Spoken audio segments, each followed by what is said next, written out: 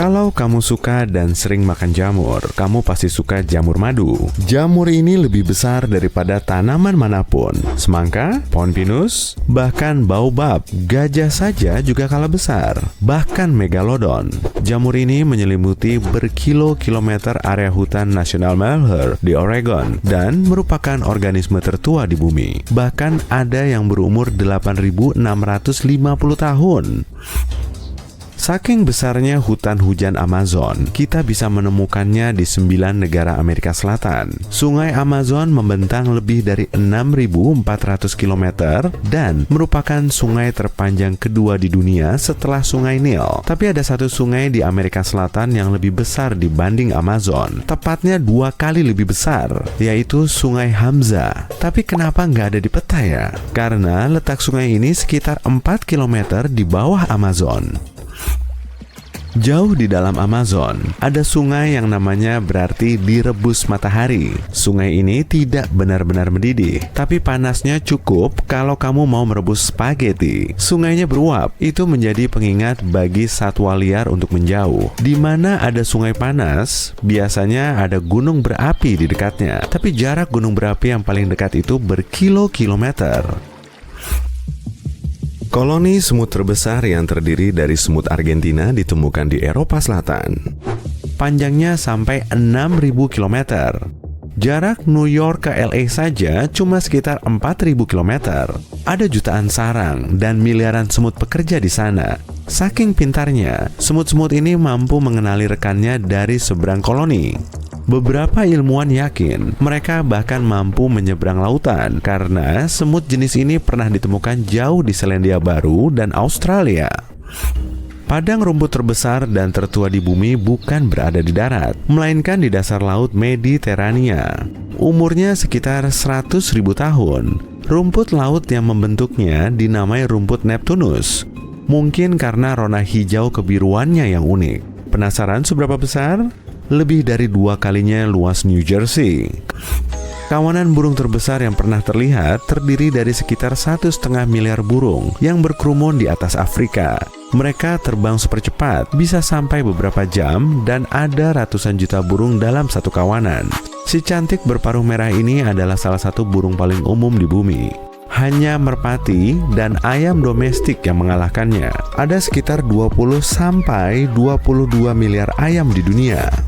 Untuk mamalia, tikuslah yang menguasai dunia. Ada tikus di mana-mana, dan banyak orang berpendapat jumlah tikus setara jumlah manusia. Ternyata ini salah total, tapi kadang memang terasa begitu sih. Kalau mau tinggal di zona bebas tikus, cobalah pindah ke Antartika. Malah ada bonusnya, di sana juga bebas semut. Tapi masalahnya, di sana juga zona bebas manusia. Coba bayangkan hewan paling langka dan mungkin hampir punah. Apa unicorn yang muncul di benakmu? Nah, di dunia nyata, Saola juga dijuluki unicornnya Asia karena tanduk uniknya. Dan peluang kamu melihatnya amat sangat rendah. Mereka mirip antelop, tapi secara teknis masuk kelas lembu. Para peneliti belum tahu banyak tentang mereka karena menemukannya saja sudah sulit. Pando, bukan panda, meski panda juga unik. Bukan cuma pepohonan atau hutan seperti yang banyak orang duga. Ini adalah koloni pohon aspen yang bergetar. Pepohonan ini mendapat namanya dari suara getaran aneh yang terdengar setiap kali angin melewati cabang-cabangnya. Semua pohon ini identik secara genetik. Di Utah, ada koloni pohon yang terdiri dari sekitar 47.000 aspen. Areanya mencakup 2 kali kota Denpasar. 32.000 tahun lalu, ada tupai yang suka sekali biji-bijian yang kemudian menimbunnya untuk dimakan nanti. Biji-bijian ini tetap tertimbun selama 32.000 tahun. Ini bukan cerita film kartun atau dongeng ya, ini kisah nyata. Para ilmuwan berhasil menemukan biji yang tersembunyi itu di dalam permafrost, sedalam lebih dari 30 meter. Dan bahkan menghidupkannya kembali. Imut juga bunga putih kuno ini. Kalau pernah menyusuri Sungai Mekong, kamu mungkin bertemu bola bercahaya yang bergerak lurus dari air ke udara. Penduduk lokal menyebutnya bola api naga. Ukurannya sangat beragam. Bola kemerahan ini bisa sekecil percikan api sampai sebesar bola basket. Jumlah bola api per malam bervariasi dari puluhan hingga ribuan. Para ilmuwan belum punya penjelasan yang kuat tentang apa penyebabnya, tapi bisa jadi ini semacam gas mudah terbakar yang dilepaskan daerah rawa-rawa di sana. Bola api ini juga muncul dalam beberapa cerita dan kisah dongeng. Sungai 5 warna di La Macarena, Kolombia terlihat seperti pelangi cair. Ada warna kuning, hijau, biru, merah, dan bahkan hitam di sana. Ini terjadi berkat beragam tanaman yang tersembunyi di dalam sungai. Warna merah berasal dari tanaman yang menempel di dasar sungai. Kita melihat warna kuning berkat pasirnya. Airnya sendiri biru karena memantulkan warna langit. Lalu alga mengubah airnya menjadi hijau. Sementara hitamnya berasal dari bebatuan hitam. Dari semua warna ini, biasanya merah yang paling menonjol. Anehnya, tidak ada ikan di sungai ini. Hanya ada amfibi, reptil, dan sekitar 420 jenis burung. Orang-orang yang tinggal di pedesaan Norwegia bagian tengah, dekat lembah Hesdalen, sering melihat cahaya warna-warni mengambang. Ada yang putih, juga kuning. Kamu bahkan bisa melihat cahaya merah di langit sesekali. Cahaya ini muncul pada siang dan malam hari. Dan dulu, pada tahun 80-an, cahaya ini terlihat sekitar 20 kali seminggu. Durasinya antara hanya beberapa detik atau sampai 1 jam. Cahaya ini juga bergerak, sehingga tampak mengambang atau melayang. Jadi, cahaya apa ini? Beberapa ilmuwan berpikir, ini disebabkan debu besi yang terionisasi, sementara yang lain mengklaim itu semacam hasil pembakaran dari natrium, oksigen, dan hidrogen. Saat berjalan di pantai California, jangan panik kalau kamu melihat ikan yang sedang menyembunyikan ekornya, seperti yang biasa dilakukan anjing. Grunion adalah jenis ikan yang terkenal akan ritual kawin anehnya. Mereka memasukkan ekor ke pasir untuk bertelur. Telur tersembunyi di pasir selama 10 hari. Proses ini biasanya terjadi saat air pasang. 10 hari kemudian, saat air pasang berikutnya tiba, ikan-ikan yang baru menetas pun tersapu ke laut dan samudra. Para ilmuwan masih belum tahu kenapa ikan ini repot-repot menyembunyikan ekornya di pasir. Di pantai dingin Laut Baltik, ada tempat bernama Hutan Menari. Pohon pinus di sana bengkok dan terpelintir. Mungkin pasir di bawahnya yang membuat pepohonan ini tumbuh begitu. Alasan lainnya mungkin adalah angin kencang. Beberapa orang mengklaim penyebabnya lebih misterius. Mereka mengatakan hutan ini adalah tempat pertemuan energi positif dan negatif. Penduduk setempat mengatakan jika kamu memanjat melewati salah satu cincin pepohonan ini, hidupmu akan bertambah 1 tahun. Jadi pengen coba? Batu berjalan alias batu berlayar bergerak melintasi salah satu lembah di California dan meninggalkan jejak panjang di belakangnya. Para peneliti merekam batu bergerak ini dalam mode video time-lapse dan bahkan memasang navigator GPS di sejumlah batu untuk membuktikan bebatuan ini bergerak dalam kecepatan tinggi untuk takaran batu tentunya. Dan mereka membuktikan tidak ada yang mendorong bebatuan ini diam-diam. Banyak orang meyakini bebatuan ini bergerak demikian karena lapisan es tipis yang terbentuk sepanjang malam ketika suhu di sana turun di bawah titik beku, dan lapisan es ini mencair keesokan harinya tanpa jejak. Di Oakville, Washington, jarang sekali hujan, tapi kisah yang terakhir ini masih belum punya penjelasan kuat. Pada suatu hari yang aneh, alih-alih tetesan hujan, warga Washington menyaksikan gumpalan mirip jeli tembus pandang berjatuhan dari langit. Tetesan ini disebut gumpalan Oakville. Orang yang terkena hujan ini mengalami gejala mirip flu parah tak lama setelahnya. Para peneliti yang mempelajari tetesan hujan itu mengklaim bahwa gumpalan-gumpalan ini mengandung semacam sel darah putih. Beberapa orang meyakini gumpalan itu adalah ubur-ubur yang menguap. Tapi kalau benar, gimana caranya ada jamur baru yang mengambil alih dunia? Jamur ini menetap pada manusia, sangat sulit untuk diobati dan bertahan selama berminggu-minggu di permukaan, bahkan setelah pasien yang mengidapnya sudah lama tiada. Pada tahun 2009, para dokter di Jepang menemukan spesies jamur baru ini di telinga seorang pasien. Mereka menyebutnya Candida auris dan berpikir bahwa tidak ada alasan untuk panik. Beberapa tahun kemudian, jamur yang sama muncul kembali di Afrika Selatan, Venezuela, dan anak benua India. Setiap kasus merupakan kumpulan gen yang sama sekali berbeda dan 1 dari 3 pasien yang mengidapnya tidak akan bertahan hidup. Jika kamu berpikir hal itu tidak akan pernah mempengaruhimu, ada kabar buruk nih. Hal kecil yang licik ini sudah ada di Amerika. Pertama kali diidentifikasi di New York pada tahun 2016, negara bagian ini telah menjadi pusat perhatian sejak saat itu meskipun jamur ini telah ditemukan di 29 negara bagian. Ini sangat berbahaya bagi orang-orang yang sudah memiliki beberapa kondisi kesehatan. Candida auris tidak muncul secara ajaib begitu saja dan pasti sudah lama hidup di bumi tanpa kita sadari. Manusia dan mamalia lain dulunya kebal terhadap jamur karena suhu tubuh kita yang tinggi. Tapi sepertinya jamur jahat ini telah beradaptasi dengan lingkungan yang lebih hangat dan tidak ada yang bisa menghentikannya sekarang.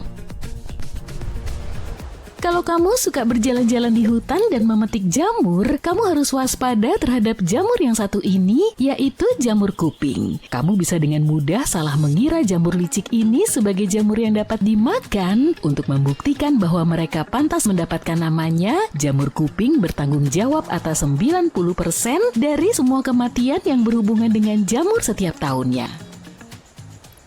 Berasal dari Inggris dan beberapa bagian Irlandia, topik kematian telah menumpang di seluruh dunia selama 1 abad terakhir, menyebar ke Australia dan Amerika Utara. Jamur ini dengan cepat mengambil alih California dan bahkan telah muncul di bagian utara British Columbia. Misteri terbesarnya adalah mengapa jamur ini menyebar begitu cepat, kapan tepatnya mereka tiba, dan bagaimana dampaknya terhadap ekosistem lokal. Jamur-jamur kecil ini sangat berbahaya karena racunnya yang unik. Racun ini mungkin membantu jamur menangkis predator. Mempelajari jamur ini cukup rumit karena para ilmuwan harus menciptakan kondisi pertumbuhan yang sempurna di laboratorium untuk menganalisis DNA mereka. Jamur yang mematikan ini juga memiliki beberapa sepupu yang jahat, para malaikat penghancur. Jamur yang serba putih ini sangat mirip dengan jamur kancing dan jamur padang rumput yang bisa dimakan. Jadi banyak orang yang memakannya secara tidak sengaja dan baru mengetahuinya 5-24 jam kemudian. Gejalanya sangat sulit untuk ditangani dan hanya dengan 1 tetes saja dari amatoksinnya dapat merenggut nyawa. Itulah mengapa salah satu spesies malaikat penghancur ini disebut sebagai jamur paling beracun di Amerika Utara. Jika ada kompetisi jamur tiruan terbaik yang bisa dimakan di hutan, kemungkinan besar Webcaps akan memenangkannya. Ada 2 jenis jamur yang terlihat hampir seperti sama satu sama lain dan beberapa jamur yang bisa dimakan. Jamur licik ini mengandung racun yang pertama kali membuatmu merasa masuk angin. Bagian yang menakutkan adalah bahwa toksin ini membutuhkan waktu 2 hari hingga 3 minggu untuk menunjukkan gejalanya. Dokter sering salah mendiagnosisnya dan jika tidak diobati tepat waktu, racunnya dapat menimbulkan konsekuensi yang sangat menakutkan bagi kesehatan dan bahkan bisa membuatmu meninggalkan kehidupan ini. Seorang penulis Inggris secara tidak sengaja memetik dan menyajikan jamur ini kepada keluarganya. 4 dari mereka berakhir di rumah sakit. Penulis itu sendiri, istrinya, dan saudara iparnya semuanya membutuhkan ginjal baru setelah pengalaman ini. Ada berbagai macam jamur liar yang aneh, mulai dari yang terlihat seperti gunung berapi hingga batang, kerudung, dan bunga. Kalau kamu menyukai Stranger Things, ada satu jenis jamur yang cocok untukmu. Kamu bisa mengunjungi Upside Down yang setara dengan kehidupan nyata di Australia. Orang-orang menemukan jenis jamur paling menyeramkan di halaman belakang rumah mereka, dan kamu akan mengira bahwa penduduk Down Under sudah terbiasa dengan segala macam monster. Dan bau jamur itu sama mengerikannya dengan penampilannya. Para ilmuwan lokal menjelaskan monster ini adalah versi dari stinghorn. Kamu juga dapat menemukan varietas mereka di Eropa dan Amerika Utara. Mereka menyukai suhu yang lebih dingin dan menggunakan mulsa kayu untuk tumbuh. Lalat menyukai sporanya dan membantu menyebarkan jamur. Baik anemone stinghorn maupun octopus stinghorn yang baru-baru ini ditemukan aman untuk manusia dan hewan peliharaan, tetapi hanya pada tahap telur ketika baunya tidak begitu kuat. Kamu mungkin tidak akan memakannya nanti karena bau daging yang membusuk. Morels adalah salah satu jamur yang paling lezat dengan rasa yang bersahaja dan pedas. Jamur ini memiliki tekstur seperti daging dan tidak seperti kebanyakan jamur lainnya. Mungkin itulah mengapa para koki dan klien mereka sangat menyukainya. Jamur ini hanya tumbuh di alam liar antara bulan Maret dan Juni yang membuat harganya sangat mahal dan mereka memiliki rupa yang jahat, yaitu morel palsu. Mereka telah menyebabkan masalah di Amerika Serikat dan Eropa. Beberapa orang mengklaim bahwa morels palsu aman untuk dimakan jika disiapkan dengan benar, tetapi apakah kamu benar-benar ingin mengambil risiko? Jika kamu seorang penjelajah, kamu harus belajar membedakan antara yang asli dan yang palsu. Morel yang asli memiliki cekungan kecil yang berlubang pada tutupnya. Mereka benar-benar berlubang dari ujung tutup ke bagian bawah batang. Pada morel palsu, tutupnya mungkin bergerigi, berkerut, melambai, atau halus, tetapi tidak memiliki lubang seperti lubang pada morel asli. Bagian dalamnya tidak berlubang, tetapi diisi dengan serat kapas atau potongan jaringan. Poison hemlock adalah tanaman super beracun dari keluarga wortel. Sangat mudah untuk tertukar dengan wortel liar, ubi liar, atau peterseli liar. Dan percayalah, jika kamu melakukan kesalahan itu, kamu akan sangat menyesalinya. Setiap bagian dari tanaman hemlock, biji, akar, batang, daun, dan buah, semuanya beracun dan dapat merenggut nyawamu jika kamu memakannya. Beberapa ilmuwan bahkan percaya filsuf Yunani terkenal Socrates dieksekusi dengan menggunakan tanaman ini. Para pemukim membawa hemlock ke Amerika Serikat dari Eropa sebagai tanaman kebun, jadi berkat mereka, tanaman ini sekarang tumbuh di seluruh negeri di pagar, pinggir jalan, parit, padang rumput, dan di daerah dataran rendah lainnya. Kalau kamu memakan tanaman ini secara tidak sengaja, kamu harus segera menelpon 911 atau pergi ke unit gawat darurat terdekat karena gejalanya dapat muncul dalam waktu 15 menit. Tidak seperti poison ivy, poison hemlock biasanya tidak akan memberikan masalah jika kamu hanya menyentuhnya. Tapi tetap saja, lebih baik bermain aman, terutama jika kulitmu sensitif. Snakeroot putih adalah tanaman yang terlihat polos yang merenggut nyawa Ibu Abraham Lincoln. Dia bahkan tidak perlu memakan tanaman atau bunga putihnya. Nancy Hanks meninggal dunia setelah meminum susu sapi. Seperti banyak penemuan gila lainnya di internet, semuanya berawal dari Reddit dengan sebuah postingan liar tentang desain hutan yang aneh. Lihat saja Google Earth dan buka fitur sejarah untuk menyaksikan transformasi epik dari lembah tandus menjadi area padat penduduk yang dipenuhi dengan perkebunan pohon hijau yang rimbun. Saat ini Uruguay memiliki sekitar 1,1 juta hektar hutan buatan. Sebagai gambaran, kamu membutuhkan waktu sekitar 15 hingga 20 menit untuk berjalan melintasi 0,4 hektar. Tergantung seberapa cepat langkahmu. Kamu bisa menghabiskan waktu seumur hidup hanya dengan berjalan mengelilingi hutan buatan Uruguay tersebut. Tapi bagaimana hutan-hutan itu muncul?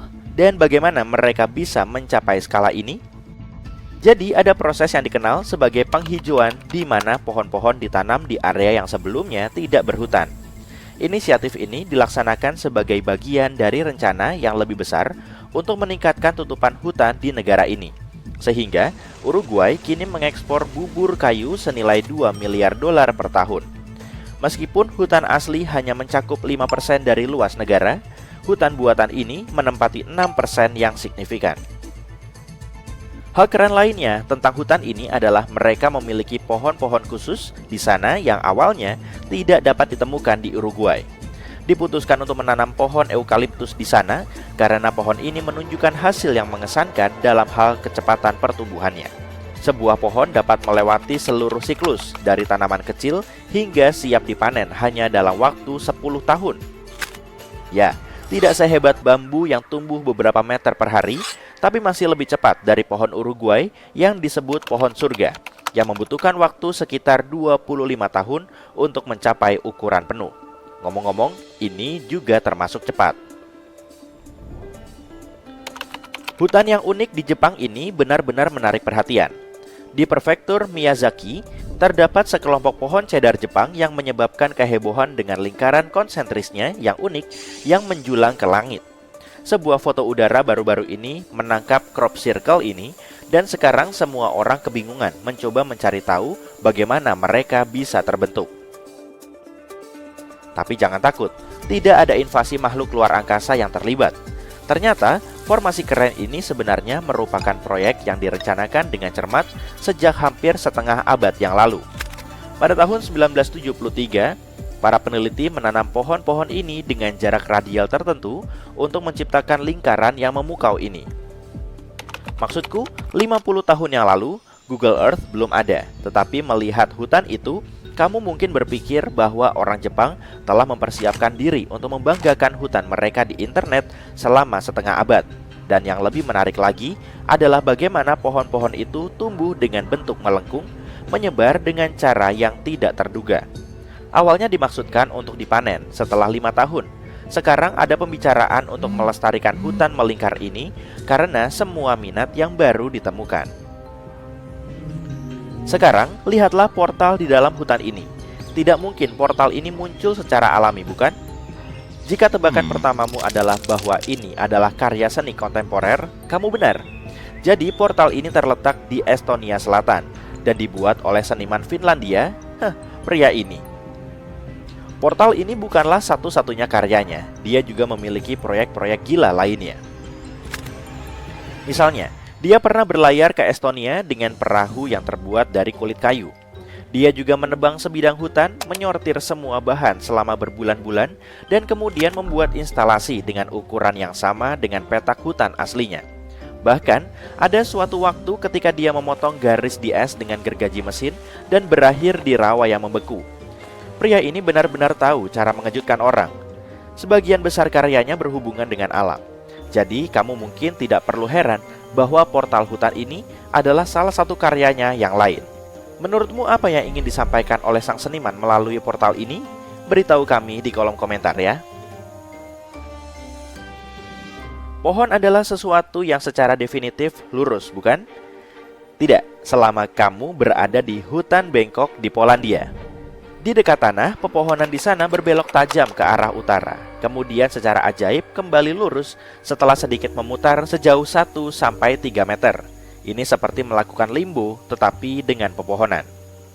Misteri bagaimana pohon-pohon ini bisa meliuk-liuk seperti berada di roller coaster masih belum terpecahkan. Beberapa orang berpikir bahwa manusia mungkin telah melakukan intervensi untuk membuat beberapa furniture yang unik atau bahan pembuat perahu. Sementara yang lain menyalahkan badai salju yang liar. Tidak ada yang tahu pasti. Terlepas dari bagaimana mereka bisa sampai seperti ini, hutan Bangkok adalah tempat yang menarik bagi para turis dan pencinta alam. Jika kamu berkunjung ke Polandia, pastikan untuk mengunjungi keajaiban alam ini. Selamat datang di hutan Goblin, bagian magis di Egmont Timur yang akan membuatmu merasa seperti masuk ke dalam negeri dongeng. Hutan yang mempesona ini, yang juga dikenal sebagai Kamahi Walk, terkenal dengan banyaknya pohon kamahi yang besar yang memberikan kesan menakutkan namun menakjubkan di seluruh tempat ini.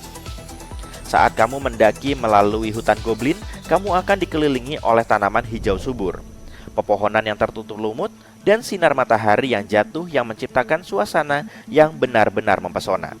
Ini adalah impian seorang fotografer yang menjadi kenyataan.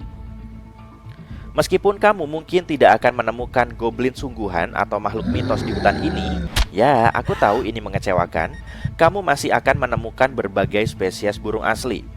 Para pengamat burung akan sangat senang melihat semua teman berbulu beterbangan dan semua aliterasi itu. Dan jika kamu beruntung, kamu bahkan dapat melihat sekilas glowworm yang menerangi jalan setapak. Dengan jaringan jalur pendakian yang terpelihara dengan baik dan cocok untuk semua tingkat kebugaran, hutan Goblin merupakan destinasi sempurna bagi para petualang yang mencari pengalaman magis di alam. Jadi, ambil sepatu hikingmu dan bersiaplah untuk menjelajahi hutan penuh keajaiban ini. Hutan awan Monteverde di Costa Rica bukanlah petualangan hutan yang biasa. Bayangkan jembatan gantung yang menjulang tinggi dan jalan setapak di atas puncak pohon. Pada hari-hari berkabut, kamu dapat berjalan-jalan di antara awan berkabut untuk merasakan suasana mistis. Cagar alam ini disebut hutan awan, dan ini adalah definisi ilmiah yang sesungguhnya. Hutan awan berbeda dari hutan pada umumnya dalam beberapa aspek. Pertama, mereka biasanya merupakan hutan hijau yang seperti oasis tropis dengan selubung awan rendah yang menutupi kanopi. Hal berikutnya yang berbeda adalah lumut. Sangat melimpah di sana sehingga tempat-tempat ini kadang-kadang dijuluki hutan berlumut. Kembali ke hutan awan Monteverde, tentu saja akan lebih mengesankan jika kamu mengunjunginya pada hari berkabut. Tetapi bahkan pada hari yang cerah, pemandangan tanaman hijau yang subur benar-benar menakjubkan. Jika hutan biasa terdengar agak membosankan bagimu, planet kita memiliki sesuatu yang lebih menyenangkan untuk ditawarkan. Bagaimana dengan hutan bawah laut? Baik, kamu penduduk lokal Oregon atau hanya sekedar lewat, Danau Clear jelas merupakan tempat menyelam yang harus kamu kunjungi.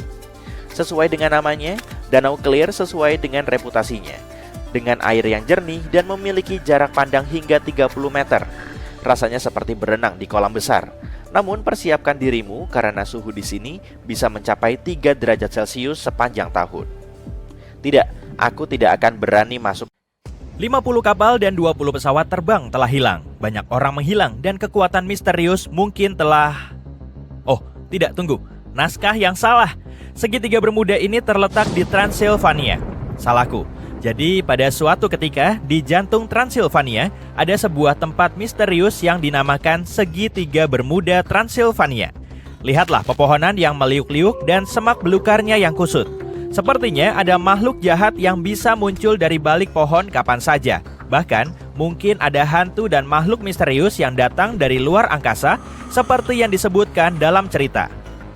Hutan ini menjadi sangat populer pada 1960-an ketika seorang pria sedang bersantai di sana pada suatu sore di bulan Agustus yang hangat bersama pacarnya dan beberapa temannya. Tiba-tiba pacarnya menunjuk sesuatu yang gak biasa di langit.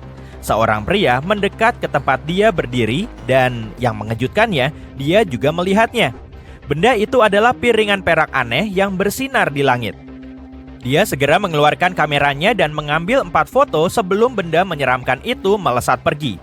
Objek itu berada di sana hanya selama 2 menit. Tapi pria itu mencetak filmnya dan foto-fotonya akhirnya diterbitkan di koran lokal. Banyak orang yang skeptis tentang hal ini. Mereka bilang kemungkinan besar itu adalah balon cuaca yang terlihat seperti pesawat luar angkasa karena difoto dalam pencahayaan yang aneh. Tapi gak ada balon cuaca, balon udara atau benda lain yang berada di langit di atas hutan pada hari itu. Menyeramkan ya? Itu bukan satu-satunya legenda api unggun dari daerah itu loh.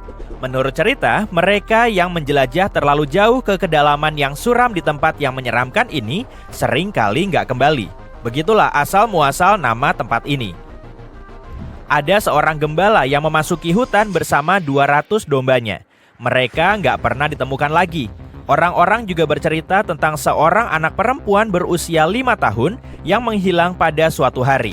Dia muncul kembali suatu hari, 5 tahun kemudian, mengenakan pakaian yang sama dengan hari ketika dia menghilang. Ditambah lagi, dia nggak bertambah tua.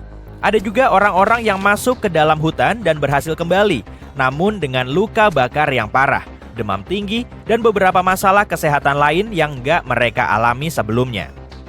Beberapa orang yakin hal itu terjadi karena lapisan tanah di bawahnya memiliki banyak uranium alami dengan tingkat radioaktivitas yang tinggi. Dan menurut yang lain, bukan hal yang aneh kalau kamu datang ke hutan ini dan merasa seperti ada yang mengawasimu atau perangkat elektronikmu mati begitu saja. Dan sekarang, sesuatu yang bukan legenda, hutan ini memiliki sejarah yang kaya loh. Beberapa sumber bilang hutan ini merupakan rumah bagi permukiman tertua di Rumania yang berasal dari tahun 6500 sebelum Masehi. Pepohonan itu sendiri cukup misterius. Pepohonan tumbuh dalam bentuk spiral yang menyeramkan atau pola zigzag yang tak terduga. Meskipun beberapa ilmuwan telah datang ke sana untuk mengeksplorasi fenomena ini, mereka nggak bisa menemukan jawaban kenapa pepohonan seperti ini. Sepertinya pepohonan tersebut memelintir dahannya agar bisa menjangkau dan menangkapmu saat kamu gak melihatnya. Menariknya, setiap pohon yang terpelintir ini berputar searah jarum jam. Namun, legenda bilang banyak hal yang nggak bisa dijelaskan telah terjadi di bagian tertentu dari hutan ini di mana kamu nggak bisa menemukan pohon atau jenis vegetasi lainnya. Ini adalah lingkaran sempurna yang disebut The Clearing, nama yang sempurna untuk film horor yang terinspirasi dari semua cerita ini. Tanah di area tanpa vegetasi ini telah diuji, dan gak ada yang menemukan hal-hal aneh atau anomali yang berpotensi menghentikan pertumbuhan tanaman di sana. Beberapa penduduk setempat percaya hutan ini memiliki energi positif, dan itulah sebabnya ada baiknya untuk membuat permohonan di sana. Namun, lebih banyak lagi yang membiarkan imajinasi mereka menjadi liar. Bercerita tentang aktivitas paranormal yang terjadi di sana, seperti bola misterius yang muncul di tengah hutan atau cahaya dari luar angkasa. Bagaimanapun juga, kamu dan kastilmu bisa menyingkir Dracula karena kamu bukan satu-satunya cerita menakutkan dari Transilvania. Inilah alasan lain kenapa kamu gak akan bisa tidur nyenyak malam ini. Isla de las Muñecas atau Pulau Boneka. Di tengah-tengah perairan kanal yang menakutkan dan keruh di dekat Mexico City, terdapat sebuah pulau kecil. Awalnya mungkin terlihat menawan, sampai kamu menyadari pulau ini adalah rumah bagi ratusan boneka yang tergantung di pepohonan dan tersebar di seluruh vegetasi yang ditumbuhi. Boneka-boneka ini sudah tua dan membusuk. Warnanya telah pudar dari waktu ke waktu, dan wajahnya yang dulunya ceria sekarang berubah menjadi ekspresi putus asa dan horor. Ada kisah sedih di balik tempat yang menyeramkan ini. Kabarnya, pulau ini dulunya adalah rumah bagi seorang pria penyendiri yang meninggalkan keluarganya lebih dari 50 tahun yang lalu untuk tinggal sendirian di pulau ini. Dia mulai terobsesi mengumpulkan boneka-boneka yang hilang di kanal. Menurut cerita, dia bahkan menjual produk yang dia tanam kepada penduduk setempat untuk mendapatkan lebih banyak boneka. Pria itu nggak membersihkan boneka-boneka ini atau menunjukkan minat untuk memperbaikinya. Dia hanya menghiasi pulaunya dengan boneka-boneka itu tanpa menghiraukan kondisinya saat dia menemukannya. Bahkan boneka-boneka yang terlihat bagus pun akhirnya rusak karena angin dan hujan. Boneka-boneka itu tidak hanya ada di luar, pondoknya juga penuh dengan boneka-boneka yang menakutkan ini. Banyak orang yang takut dengan tempat ini dan mengklaim tempat ini dikutuk. Namun ada juga yang percaya boneka-boneka itu menjaga pulau. Beranjak ke pinggiran kota London Utara di mana kamu bisa menemukan pemakaman Highgate yang misterius. Ini jelas bukan tempat peristirahatan yang biasa bagi orang yang telah meninggal. Di pemakaman ini ada banyak makam aneh, termasuk makam Karl Marx dan Douglas Adams, tapi bukan itu yang menarik pengunjung ke gerbangnya.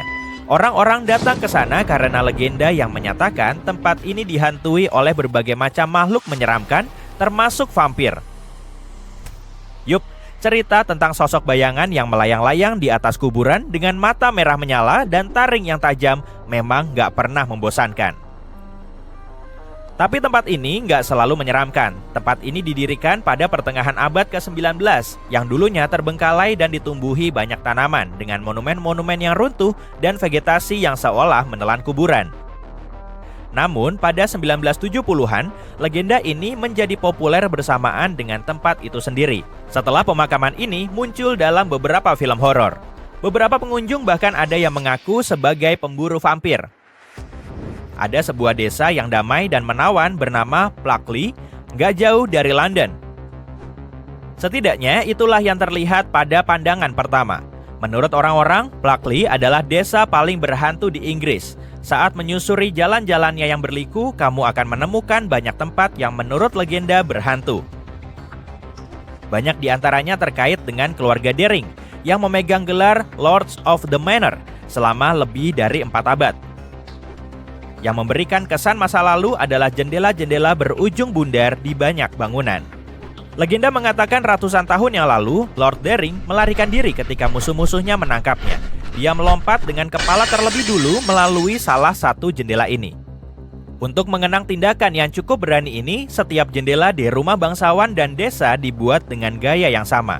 Meskipun rumah bangsawan terbakar pada 1951, warisan pelarian Lord Dering tetap hidup di desa Pluckley yang menawan.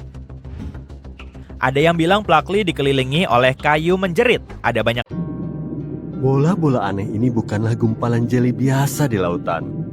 Mereka adalah beberapa organisme bersel satu terbesar yang bisa ditemukan di bumi. Dan bola-bola itu akan mencuat jika kamu memencetnya. Ini adalah jenis ganggang khusus yang bisa mencapai ukuran kepala jarum pentul hingga bola mata. Atau lebih tepatnya, bola mata pelaut, sebagaimana mereka biasa disebut. Ukurannya tergantung pada apa yang ada di dalam vakuola, yaitu ruang di dalam dinding selnya. Organisme ini hanya terdiri dari satu sel, tapi bisa memiliki lebih dari satu nukleus. Ia seperti punya banyak pusat kendali hanya dalam satu sel. Ini karena organisme ini bersifat koinositik, artinya ia terdiri dari kumpulan inti tanpa dinding memisahkan mereka. Ini bukanlah makhluk mitos yang tersembunyi di dasar Palung Mariana. Para penyelam di seluruh dunia yang suka menjelajahi terumbu karang dapat menemukannya. Alga ini hadir dalam berbagai warna, seperti hitam, hijau terang, atau keperakan. Warna tergantung pada susunan dinding sel mereka. Dalam beberapa kasus, para peneliti menemukan sebuah bola mengkilap di dasar laut yang tampak seperti telur emas. Menariknya, telur itu berlubang. Jadi pertanyaannya adalah, apakah ada sesuatu yang mencoba keluar atau masuk ke dalam lubang ini? Semoga itu hanya gumpalan jeli biasa. Biasanya sel tidak tumbuh sebesar ini. Hal itu akan mengacaukan keseimbangan mereka. Jika terlalu besar, rasio luas permukaan terhadap volume tidak akan optimal lagi. Tapi bola mata pelaut punya trik tersendiri untuk menjadi sebesar ini. Ada beberapa bagian di dalamnya dan masing-masing punya kloroplas dan nukleusnya sendiri. Jika kamu menusuk salah satu bola jeli ini, ia tidak akan meletus seperti balon. Sebaliknya, isi bola itu mungkin akan muncrat karena hanya membutuhkan satu inti untuk menumbuhkan bola yang baru. Semua ini berarti akan sulit untuk memeliharanya di akuarium, tapi setidaknya mereka bisa hidup damai di lautan. Berharap tidak ada yang menusuknya. Sekarang pertanyaannya adalah, jika satu sel saja bisa tumbuh sebesar ini, seberapa besar ukuran yang bisa dicapai makhluk hidup seutuhnya? Hewan terbesar yang pernah hidup di planet kita mungkin adalah dinosaurus bernama Argentinosaurus, seekor raksasa yang hidup sekitar 90 juta tahun lalu. Kita bisa membandingkannya dengan makhluk darat terberat yang ada saat ini, yaitu gajah Afrika. Beratnya kurang dari 7 ton. Raksasa bagi kita, tapi terlihat seperti serangga di samping Argentinosaurus yang beratnya sekitar 77 ton. Namun keduanya terlihat kecil di samping paus biru dengan berat 165 ton. Paus biru mungkin hewan terberat yang pernah hidup di bumi. Secara teori dan menurut hukum fisika, makhluk yang hidup di darat bisa memiliki berat hingga 120 ton. Ada sebuah prinsip matematika yang menjelaskan kenapa hewan tidak bisa tumbuh tanpa batas.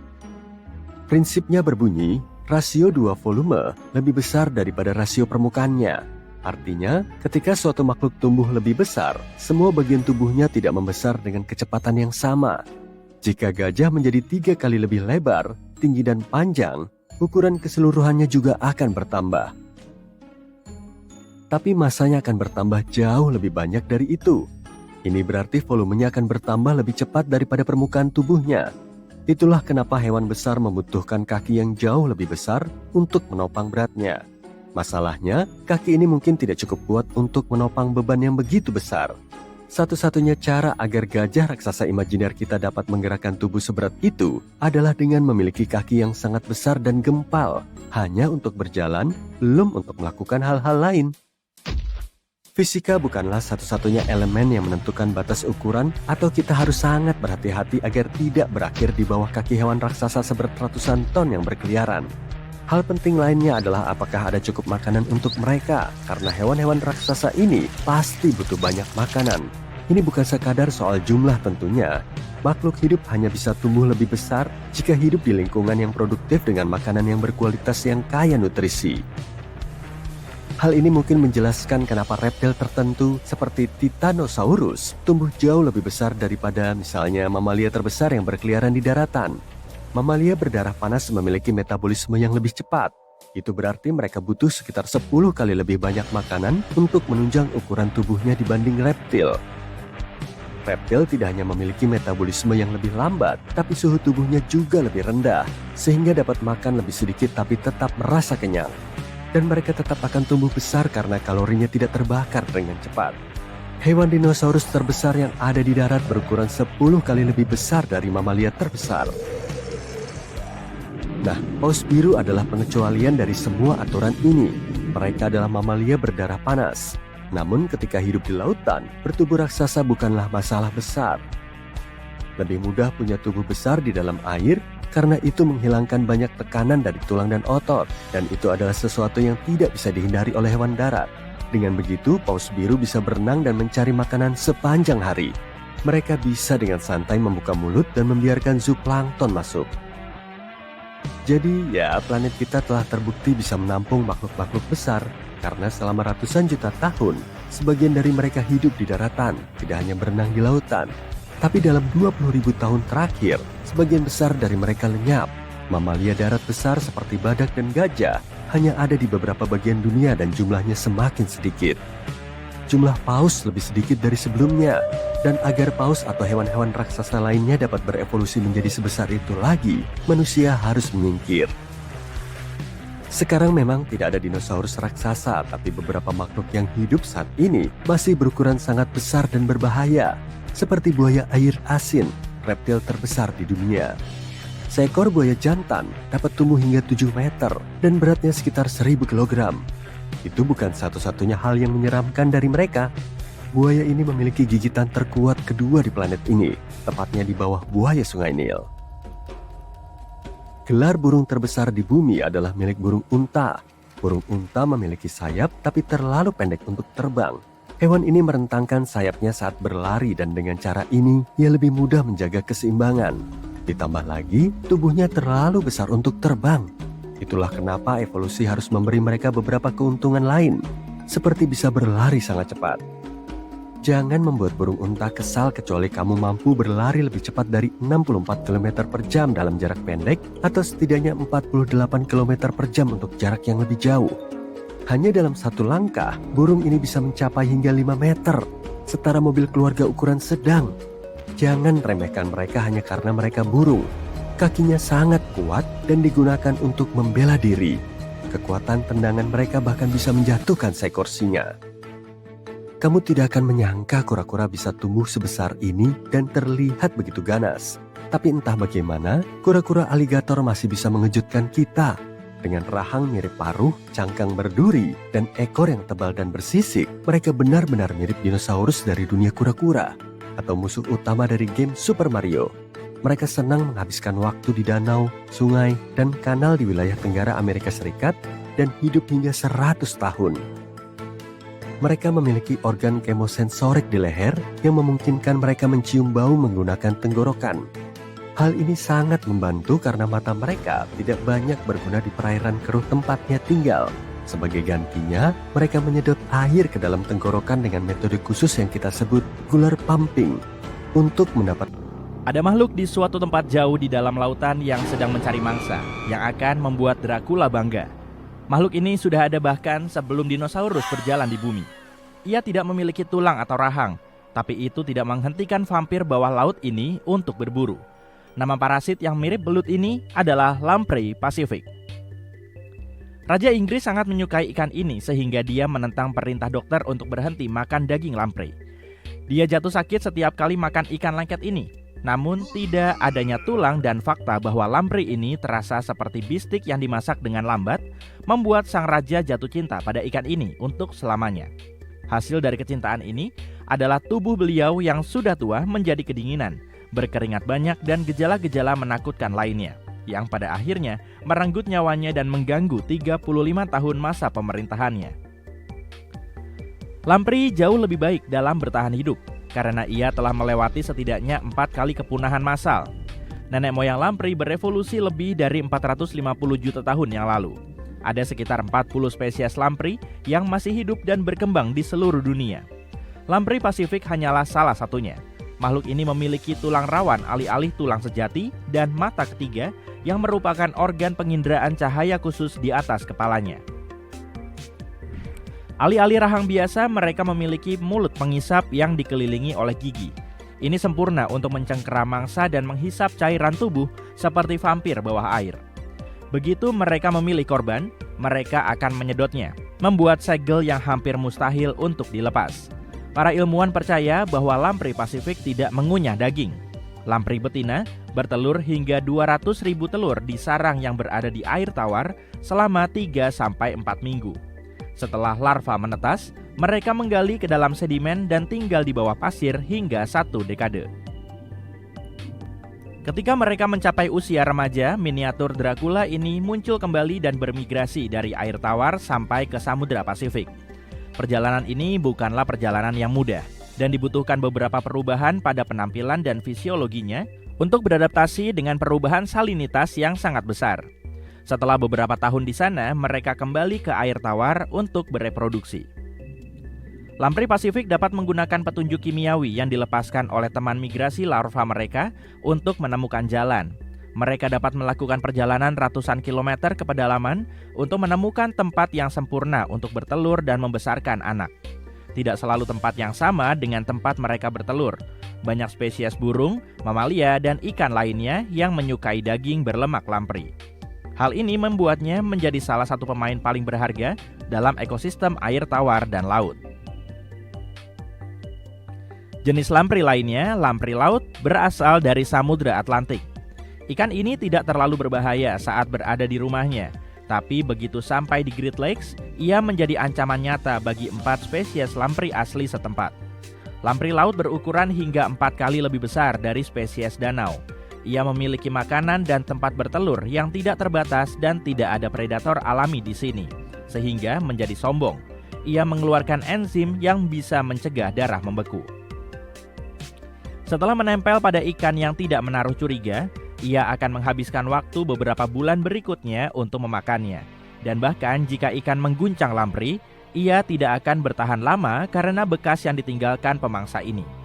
Lamprey laut tidak tertarik pada manusia, tapi dapat secara tidak sengaja menempel pada perenang. Hal ini tidak akan berakibat fatal, tapi bukan sensasi yang menyenangkan, dan kamu harus mendisinfeksi bagian yang terkena sentuhan.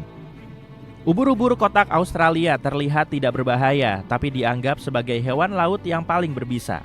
Tidak seperti ubur-ubur jenis lain yang mengapung mengikuti arus dan bukannya berenang, makhluk ini dapat mencapai kecepatan yang mengesankan dan memilih arahnya sendiri. Ia memiliki tentakel yang ditutupi dengan duri-duri kecil yang syarat dengan racun. Manusia dan hewan yang tidak beruntung bertemu dengan tentakel tersebut akan menghadapi konsekuensi yang menakutkan dan terkadang bahkan fatal dalam hitungan menit. Sebelum kamu memutuskan untuk tidak mengunjungi lautan lagi, kamu harus tahu bahwa hanya beberapa dari sekitar 50 spesies ubur-ubur kotak yang ada yang memiliki racun yang mematikan bagi manusia. Ada beberapa spesies yang tidak terlalu berbahaya yang hidup di perairan pantai yang hangat di seluruh dunia. Dan yang paling berbahaya ada di wilayah Indo-Pasifik dan Australia Utara. Gurita cincin biru memiliki warna psikedelik yang khas dan kemampuan untuk merenggut nyawamu. Monster laut yang tampak lucu ini suka menghabiskan waktunya di dasar laut yang lembut dan berpasir atau kolam air pasang yang dangkal dan terumbu karang. Biasanya bersembunyi di celah-celah bawah air di antara kerang atau puing-puing. Jika kamu mengganggunya, si gurita akan mengaktifkan organ kecilnya yang dapat berubah warna dan menunjukkan cincin birunya sebagai sinyal peringatan. Langkah selanjutnya adalah melepaskan racun yang 1000 kali lebih kuat dari sianida. Racun ini lebih beracun daripada racun milik mamalia darat. Gurita biasanya menggunakannya untuk berburu kepiting, udang, dan ikan kecil dengan mematuk mereka dengan paruhnya dan melumpuhkannya. Tidak ada obat penawar yang diketahui untuk racunnya. Jadi, jika kamu melihat makhluk laut ini, hal terbaik yang dapat kamu lakukan adalah menjauh darinya. Gigitannya tidak menimbulkan rasa sakit, jadi kamu mungkin akan menyadarinya ketika sudah terlambat. Kabar baiknya, ia tidak agresif dan tidak akan mengejarmu kecuali jika ia terpojok. Ikan batu karang adalah si ahli penyamaran di dunia bawah laut, yang menyamarkan diri mereka di bebatuan, terumbu karang, atau menyatu dengan dasar laut. Mereka berkembang biak di seluruh perairan laut tropis Indo-Pasifik. Kekuatan super tembus pandang mereka membuat mereka sangat berbahaya bagi calon korban yang mereka sergap dan telan secara utuh. Jika seseorang mengganggu mereka, 13 duri punggung pertahanan mereka akan berdiri tegak dan memberikan suntikan racun yang kuat. Kabarnya, sengatan ikan batu sangat menyakitkan dan menyebabkan konsekuensi yang menakutkan dalam hitungan menit. Ikan ini disebut-sebut sebagai ikan paling berbisa di dunia. Jika kamu tidak melakukan apapun, dampaknya bisa mematikan. Jika kamu menyelam di Samudra Pasifik, jangan menyentuh siput kerucut dari dasar laut. Siput ini memiliki cangkang yang indah berpola coklat, hitam, atau putih. Seperti kebanyakan siput lainnya, siput ini bergerak lambat tapi memiliki sistem yang rumit untuk mencari mangsa. Ia suka menyemil ikan, cacing laut, atau bahkan siput lainnya. Saat siput kerucut merasakan ada makanan di dekatnya, ia akan mengeluarkan belalai tajam atau tonjolan seperti jarum dari mulutnya. Serangannya cepat dan sangat kuat. Korban bahkan tidak sempat menyadari apa yang terjadi pada mereka. Setelah benar-benar tidak mampu bergerak, siput kerucut akan menelannya secara utuh. Manusia tidak termasuk dalam daftar makanannya, tapi ia masih bisa melepaskan racunnya jika seseorang menginjaknya atau mengganggunya. Belalainya bahkan bisa menembus sarung tangan. Untungnya, hanya beberapa dari lebih dari 700 spesies siput kerucut yang dapat merenggut nyawa manusia. Tapi karena tidak ada antibisa, sebaiknya kamu tidak mengambil risiko. 52 spesies ular laut yang diketahui hidup sebagian besar di perairan tropis yang hangat di Samudra Hindia dan Pasifik adalah berbisa. Ular laut berparuh bahkan mendapat predikat sebagai salah satu ular paling berbisa di dunia. Namun ular ini merupakan salah satu dari sedikit jenis yang dapat menjadi ancaman nyata bagi manusia. Ular laut lebih suka hidup berdampingan secara damai dan lebih suka merayap daripada terlibat dalam konfrontasi apapun. Jika kamu melihat mereka di dalam air, tetap tenang dan bergerak perlahan akan menyelamatkan nyawamu. Gigitan ular laut meskipun hampir tidak menimbulkan rasa sakit pada saat itu, dapat menimbulkan dampak yang berbeda-beda. Pegang topimu kawan. Para pengguna internet ini menemukan beberapa hal yang sangat menyeramkan di dunia nyata. Tapi kurasa kamu akan menjauh dari foto-foto ini. Bayangkan ini, kamu berada di dalam pesawat dan siap lepas landas dengan sebuah jet Boeing yang besar. Ini adalah pertama kalinya kamu naik pesawat terbang. Kamu takut, tapi orang-orang terus bilang itu aman. Kamu telah meyakinkan diri bahwa semuanya akan baik-baik saja ketika pilot melalui pengeras suara mengumumkan berita yang mengganggu. Selamat pagi semuanya, penerbangan kita dibatalkan karena alasan keamanan. Tampaknya ada segerombolan lebah yang melayang-layang di dekat salah satu sayap pesawat dan kita harus menyingkirkannya sebelum lepas landas. Saya harus mengatakan, ini kali pertama. Aku harus bilang, aku ingin turun. Sekarang, katakanlah kamu selalu menempuh perjalanan jauh ke tempat kerja. Ini adalah salah satu hal favoritmu sepanjang hari, karena kamu bisa menikmati perjalanan yang tenang, dikelilingi oleh pemandangan yang indah. Kamu melewati area kolam berlumpur seperti yang biasa kamu lakukan ketika ada sesuatu yang aneh menarik perhatianmu. Apa gerangan yang ada di sana? Tanyamu. Ternyata, itu adalah koloni cacing berwarna kemerahan yang ada begitu saja. Kurasa perutku jadi mual. Pernahkah kamu melakukan backpacking kemana saja di seluruh dunia? Kalau pernah, maka kamu mungkin khawatir akan satu hal, yaitu kutu busuk. Saat masuk ke hostel baru, rutinitas yang biasa dilakukan adalah memeriksa kasur. Hal terburuknya adalah tidur di kasur yang dipenuhi dengan makhluk-makhluk kecil ini dan kemudian harus mencuci semua pakaianmu keesokan paginya agar tidak menularkannya ke tempat lain. Kalau kamu tanya aku, ini tampak seperti kutu busuk dan kumbang fiksi ilmiah yang bertengkar di tempat tidur orang ini dan inilah yang tersisa. Terlepas dari lelucon, ini mengingatkanku pada sisa-sisa serangga. Serangga yang mana? Aku juga nggak tahu. Aku akan menyarankan wanita ini dan semua pemilik hostel untuk menggunakan semacam pelindung kasur supaya para backpacker di seluruh dunia bisa berhenti ketakutan karena makhluk-makhluk kecil ini. Kamu baru saja memenangi perjalanan lengkap ke Hawaii. Pantai berpasir putih dan matahari terbenam yang menakjubkan. Kamu senang sekali meninggalkan hotel mewahmu dan berjalan-jalan di pantai. Tapi tunggu, apa itu? Itu terlihat seperti seekor lobster yang melepaskan ekornya dan sisa-sisanya mengambang sampai ke pasir. Namun menurut para ahli, itu bukan lobster. Mereka nggak akan melepaskan ekornya begitu saja. Itu tampaknya adalah sejenis isopoda. Isopoda adalah krustasea yang terlihat seperti udang dan lobster. Itu sebabnya kamu mengira itu lobster, bukan?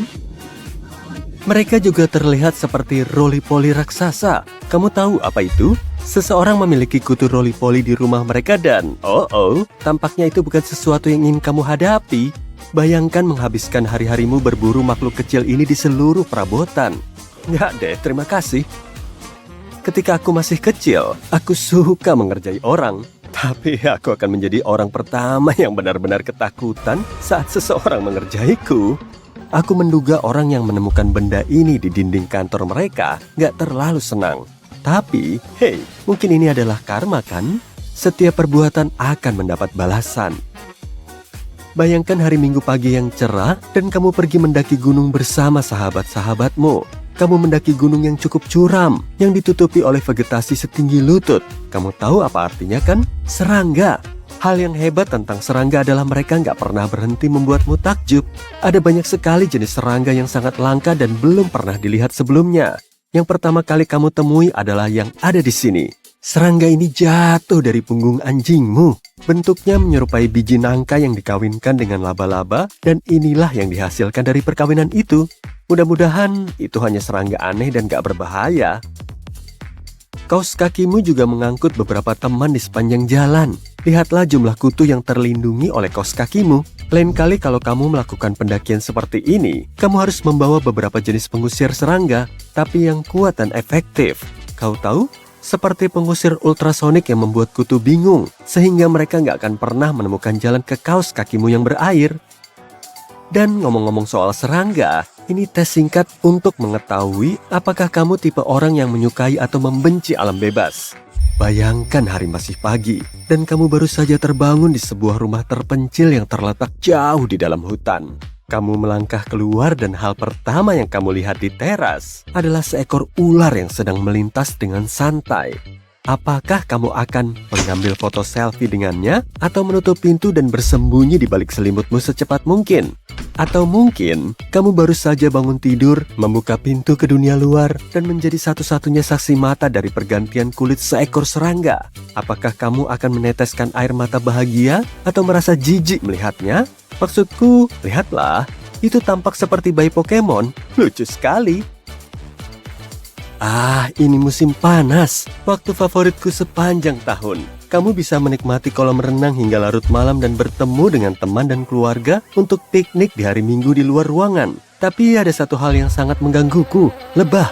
Makan di luar ruangan biasanya berarti harus berbagi jus atau makanan lezat dengan sekelompok lebah. Seandainya saja ada orang jenius yang menemukan sesuatu yang bisa menjauhkan lebah dari makanan kita, seperti frekuensi ultrasonik yang bisa kita nyalakan di speaker, atau semacam sarang umpan yang lebih menarik daripada makanan piknikku. Oh, atau mungkin ini. Kurasa ini bisa. Sederhana tapi efektif. Aku akan mencobanya dan memberitahumu kalau berhasil. Hal terbaik setelah seharian bekerja keras adalah pulang ke rumah, kecuali kalau kamu disambut oleh makhluk ini. Maksudku, bagaimana laba-laba ini bisa sampai di sini kalau kamu tinggal di apartemen kota bermil-mil jauhnya dari tanaman hijau? Itu adalah misteri yang gak akan pernah bisa kupecahkan. Kamu mengajak anakmu yang berusia 5 tahun untuk bermain di taman setempat. Dia sedang dalam fase menggali. Jadi, sesampainya di sana, dia mulai menggali seluruh tempat seperti seekor Jack Russell Terrier. Kamu melihatnya bersenang-senang ketika tiba-tiba kamu melihat sesuatu yang mengkilap dan berwarna biru merangkak keluar dari lubang. Apa itu? Pikirmu dalam hati. Kamu menangkapnya dengan tongkat, dan benda itu muncul dengan sendirinya. Seekor kelabang. Kamu tahu, makhluk yang bisa membakarmu dengan kakinya yang berbisa. Sebaiknya masukkan kembali ke dalam lubang dan pindah ke taman lain. Kalau kamu bisa memilih hidup dalam film atau serial TV, mana yang akan kamu pilih? Kemungkinan besar film komedi romantis yang nyaman, bukan? Kurasa nggak ada atau hampir nggak ada orang di sini yang akan memilih untuk menjalani hidup seperti karakter Last of Us, kan? Tapi menurutku, orang ini memiliki momen Joel. Makhluk yang merayap keluar dari lantai hutan ini adalah jamur. Ia meniru tangan manusia. Maksudku, apakah seni meniru kehidupan atau apakah itu benar-benar hanya satu gumpalan raksasa yang berantakan? Ingat ketika kita berbicara tentang backpacker? Nah, orang ini memiliki masalah yang sama seperti mereka. Tampaknya mereka mengambil banyak pakaian untuk dicuci dan dikeringkan, dan seperti inilah tampilan filter pengering setelahnya. Mungkin ada 100 teman kecil di sana. Karena penasaran, tahukah kamu kenapa mereka disebut kutu busuk kalau mereka bersembunyi di lantai dan bukan di tempat tidurmu? Mereka merangkak naik ke tempat tidur seseorang di malam hari karena mereka bisa merasakan emisi karbon dioksida, alias mereka bisa merasakan nafasmu. Jika ini bukan plot film